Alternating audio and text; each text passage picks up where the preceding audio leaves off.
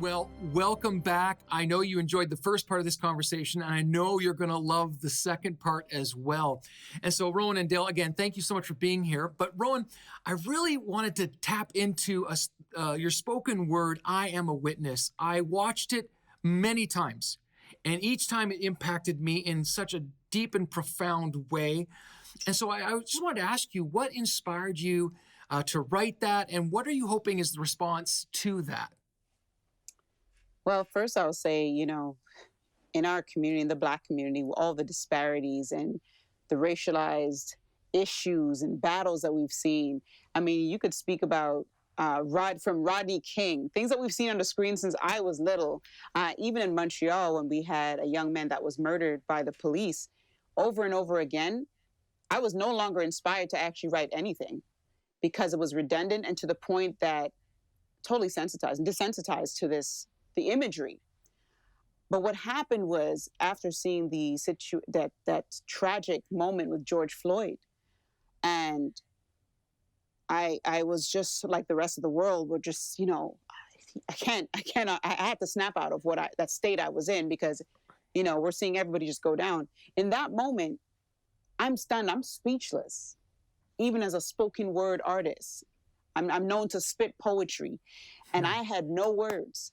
But when I saw how people were attacking each other and saying, you need to speak up, you need to say something, or you're part of the problem. Yes, they're granted, as organizations and institutions, we need to be accountable to serve others and speak up for the voiceless. But some individuals have been crying, screaming, shouting, and are tired. And we need to recognize that what we're seeing, even from a distance, even during a pandemic, or what we've been living for all the years of our lives, that we're going through an actual PTSD.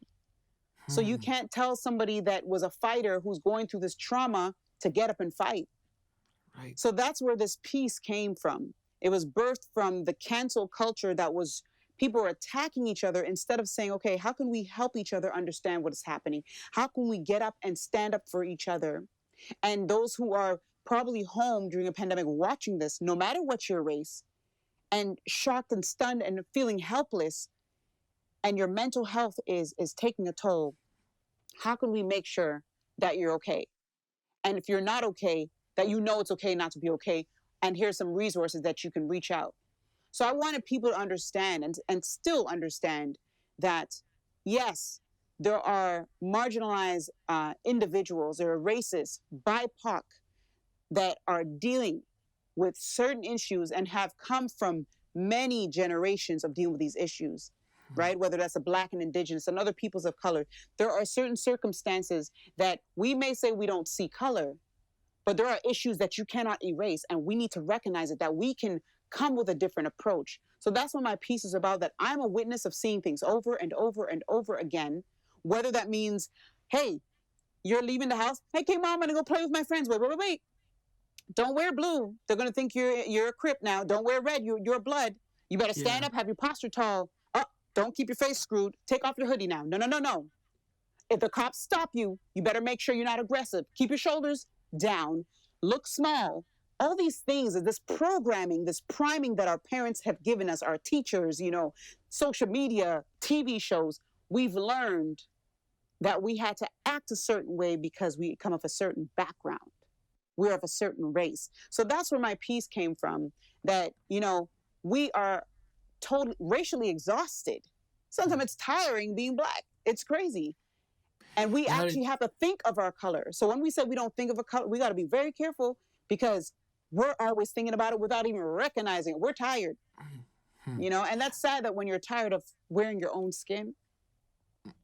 Yeah, that is so powerful, and I think that's what really moved me about it too. And I love the idea that it starts with understanding no matter where you're at in the story, right? Understanding what's really happening and what people are really feeling and going through. And so that's right. Yeah, thank you for doing that. And Dale, I was watching a lot of your music. Got fired up. I'm not going to lie. It's amazing. It's amazing. But I love the feeling I get when I listen to your music too, is this idea that we're together. We need to be in this together. And so just talk to me a little bit about what inspired you to use your music to bring healing. Well, as we spoke earlier about it, music is a universal language. It crosses all language barriers, races, cultures. I mean, it connects people in ways that a conversation wouldn't, that a sermon cannot, that Bible study can't. That has always been behind everything that's produced from our team. A lot of the experiences that we have encountered ourselves kind of fuels the content that goes into the music. So we just released a song. It has like a little bounce to. I'm actually wearing a shirt from the song. It's in parts where it says "Nah go complain," right?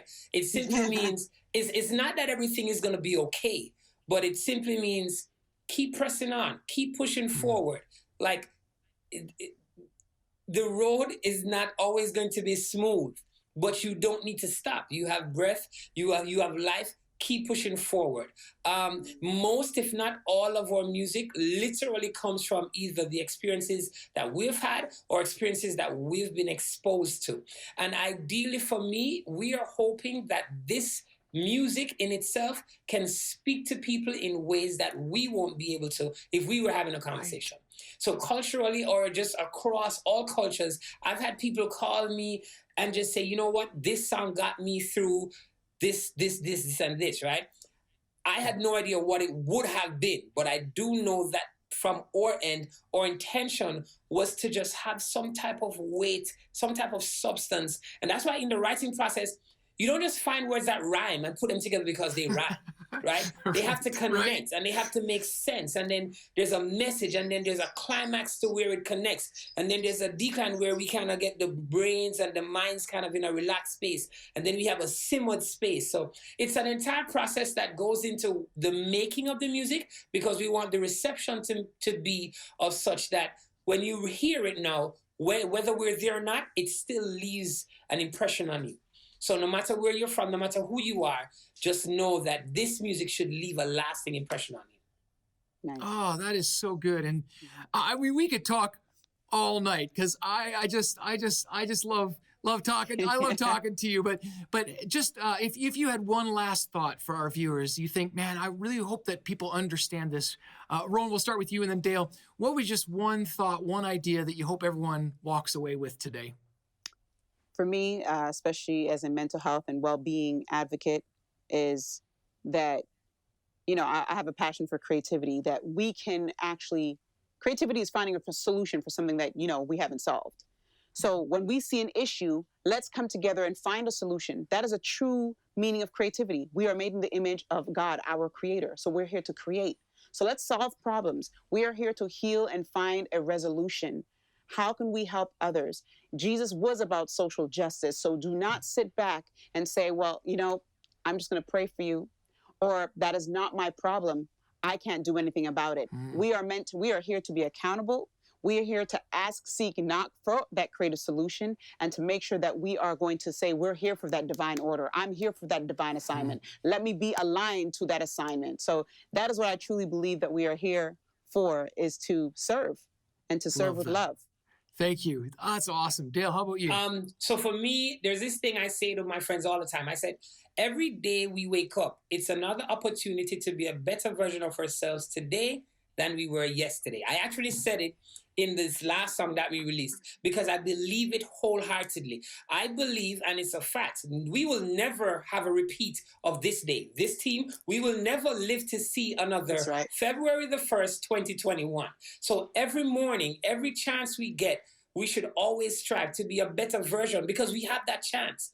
We woke up with that chance. So when you wake up, when you start the day, don't allow for all the struggles and the stresses of life to boggle you down or get you in that frame of mind that you can't take on the day. You are awake. You are alive.